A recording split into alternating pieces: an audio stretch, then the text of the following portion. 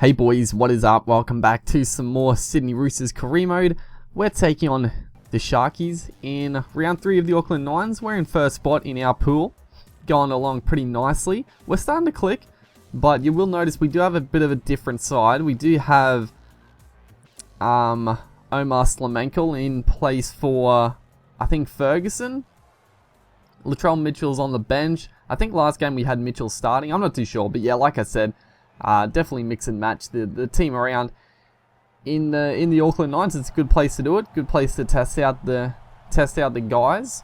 But you know, we've stuck with a pretty strong side throughout. Like I said at the start, the two big names that we don't have in this squad is Mitchell Pearce and Hargraves. So you know, they're there to come back into the side when the regular season starts. But you know, I just wanted to They were just different guys that I wanted to put in the side to give them a run. But yeah, we started off the game pretty strongly. The Sharks actually made an initial good run and first set, but we made good ground there.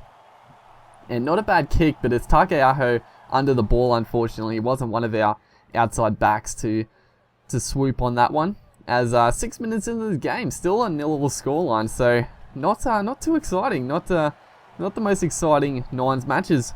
Slamenko gets around a couple there, but a big hit coming in over the top to shut him down. But a good opportunity here to attack late in this first half. It'd be nice to post some points as Nicarima tries to get a kick away, a bit too close to the defense line, and just ricochets off them. So not a good end to the set, as this should be not last play of the game. I don't know why I always think that. For some reason, always at 8 minutes on these games, I always think that's going to be the first half done.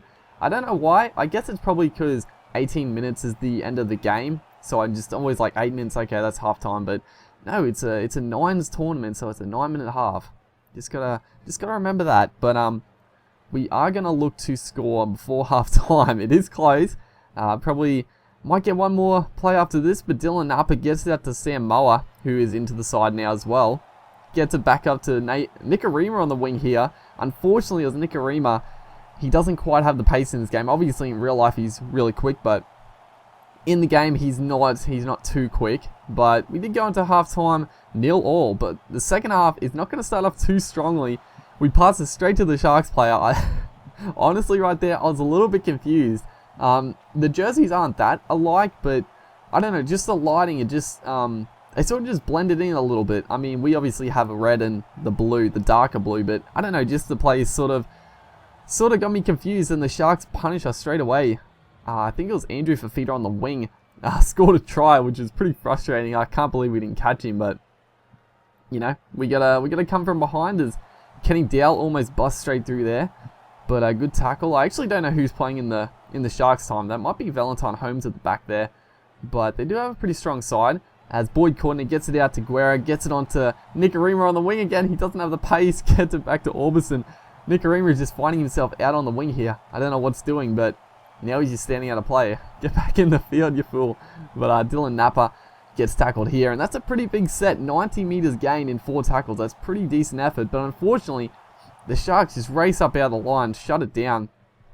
Couldn't do much with it, but the Sharks, coming out of their own end, are going to throw an intercept, and gives us great opportunity to swing it out to Orbison.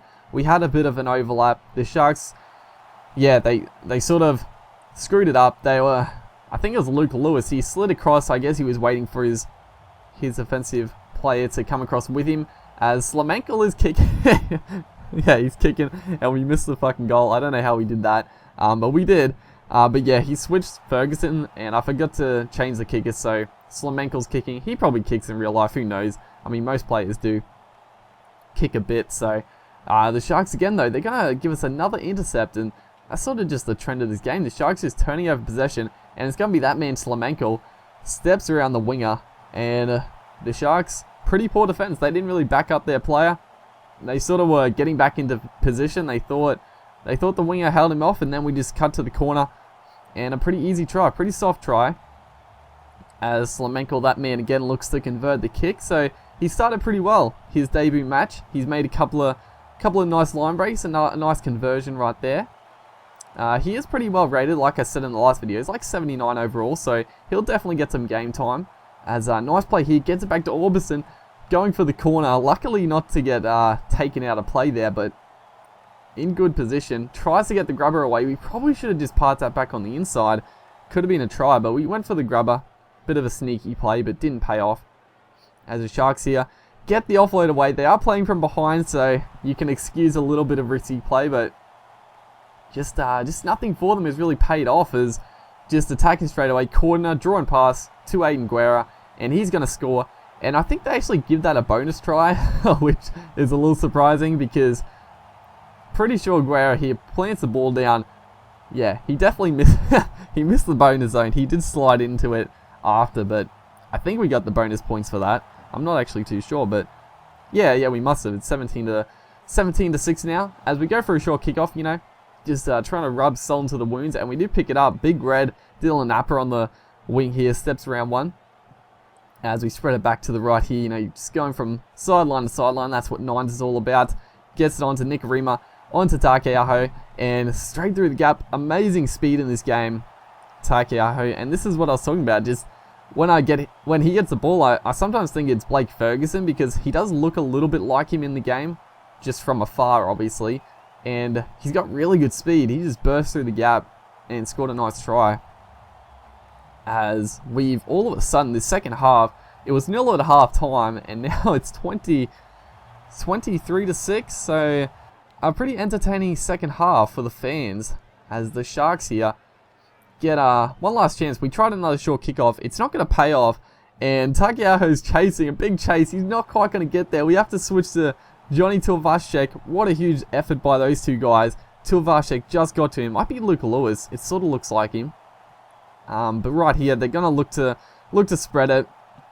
You know, try to get a bit of a consolidation try. I was really happy to run that down, honestly. It was nice to do, as a couple of nice offloads, but good defense, just holding them up. And a poor pass here. Somehow, how does he get this ball? It flops out the back here.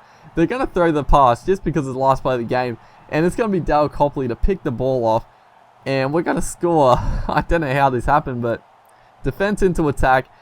And everything in the second half just went our way. The Sharks tried a few things, and none of it really paid off. It was good defense by us, but yeah, we just played much better footy in the second half. We didn't really make errors. The Sharks made plenty of them. Slamenko gets the conversion, make it 4-5, and that's a nice convincing win going into the finals. So hopefully you guys enjoyed this episode, and I'll see you next time.